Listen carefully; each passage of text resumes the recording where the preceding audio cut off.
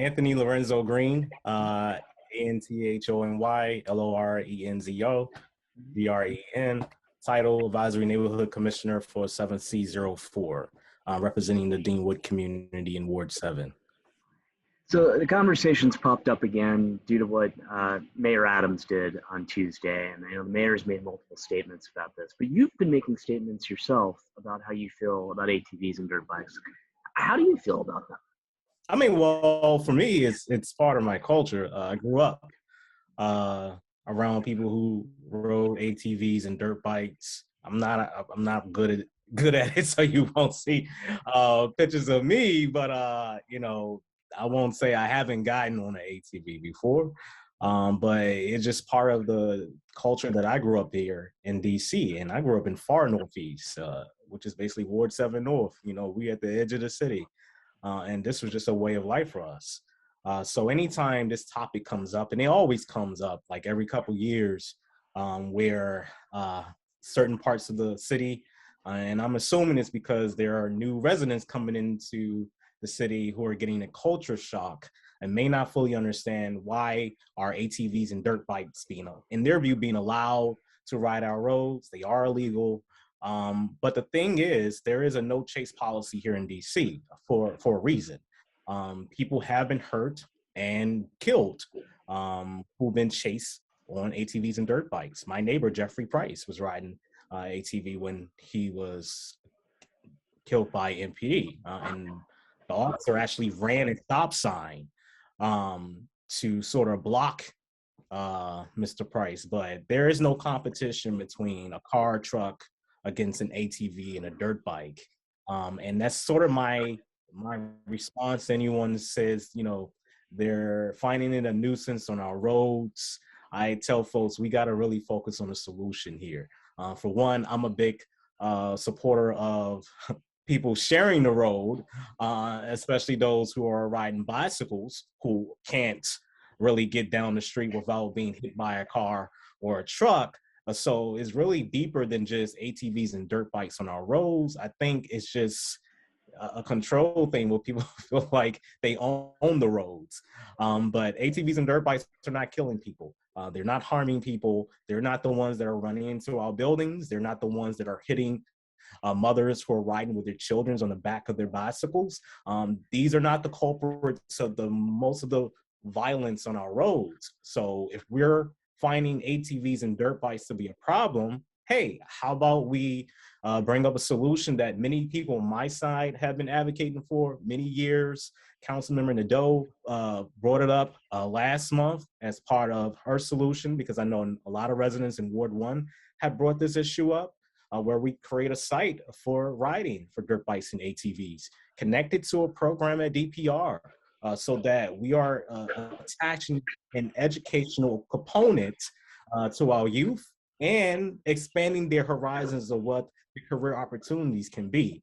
The motocross industry, which includes riding ATVs and dirt bikes on off-road circuits, that's a $42 billion industry here.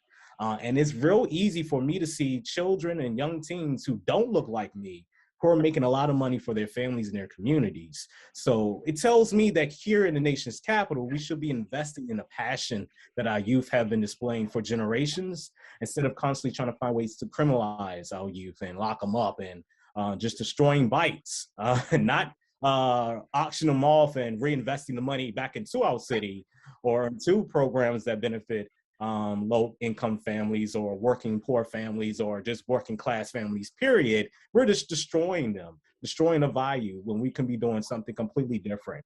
I don't want us repeating what Mayor Adams is doing, and I certainly don't want DC to repeat the same old mistakes from years past. And they were horrific mistakes that damaged families.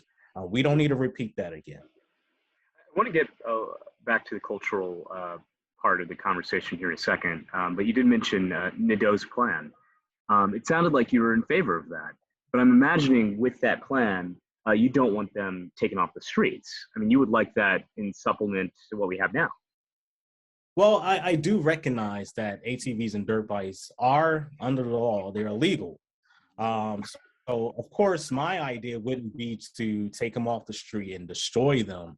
My idea would be to not only support Nadeau's plan, but hear the many voices that come from Ward 7 and 8 that have been speaking about this for many years, about actually investing in our youth who find a passion in this, really taking further, so that they can find different ways of making it out of the conditions that they have been forced into since birth.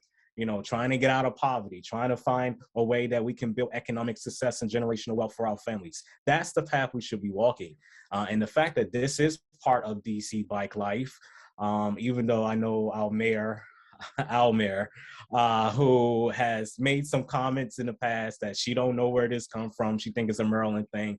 I invite her back to Deanwood anytime, back to communities over in Lincoln Heights, Clay Terrace, Hillbrook, Northeast Boundary, you name it. It may be something that has always bothered our elders, but it is something that has been passed down from our elders, and we have kept the tradition alive. It brings together families.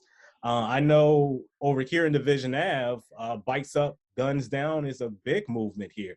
I believe we take over Division Ave at least one time every year, and families come out. People bring their children. Elders come out on their porch to watch. And yeah, there's a concern about people being safe. I've seen people hurt themselves on these things. But I know there are a lot of professionals out there who've been doing it for many, many years. And those are the people that we need to highlight, and those are the voices we need to center so that we can bridge this big old misunderstanding in our communities about this part of our culture. I'm not asking you to age yourself here, but I mean, how long have you seen dirt bikes and ATVs around DC? Do they predate you? I mean, well, it definitely predates me because it's been since I was a toddler, as long as I can remember. And it's definitely something that, as you get older, you're like, okay, that's something nice for the kids to do. I can't do it no more. My bones don't move the same way as before. But, it's definitely something that has been passed down from generation to generation. It is part of DC culture, Black culture, from Ward 7 all the way up to Ward 1. And many of us remember the U Street area when the demographics were a lot different. So it is definitely a big compass DC. I just challenge people to step outside of themselves and get a better understanding, because I don't want us complaining about this another decade. I want us talking about how can we bridge the understanding, focus on the solutions, and invest in them, so that we can not make it as dangerous as it is right now for people to be on our roads, because our roads are not as safe as they could be for everybody. But we do want to create a space, a dedicated space with educational programs and opportunities to advance economically in this city. We definitely want to invest in that. Very last question, me playing devil's advocate here. I mean, once again, you brought up, you acknowledge that there can be sometimes accidents that occur on that.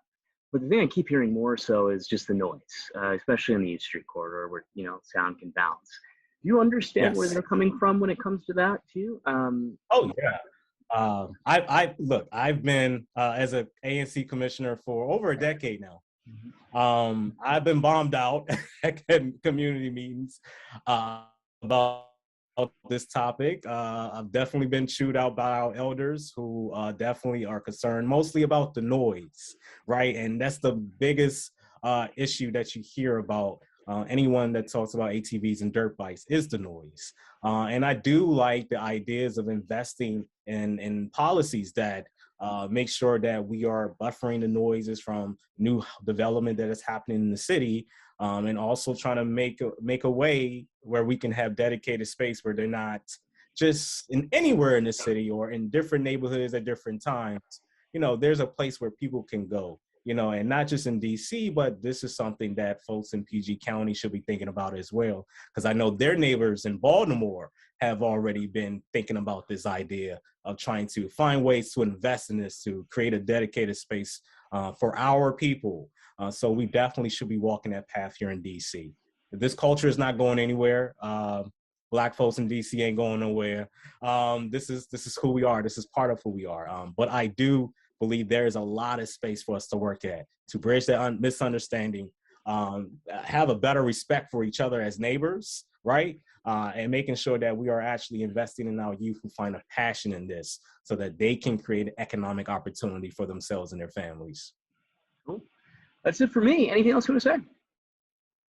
No, thank you for asking me about this topic. It's definitely something that, it's as a community leader, it's a tough topic to navigate, but as someone who's from this dirt, it's in my bones, and I get the urge to defend it every time, but I always have to, remind myself that people may not fully understand this culture, even those who are from here, who may not have been part of it.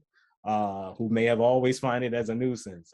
But I do want to remind folks, this is something that has been passed down from generation to generation, and our children are just picking up something they find as a passion.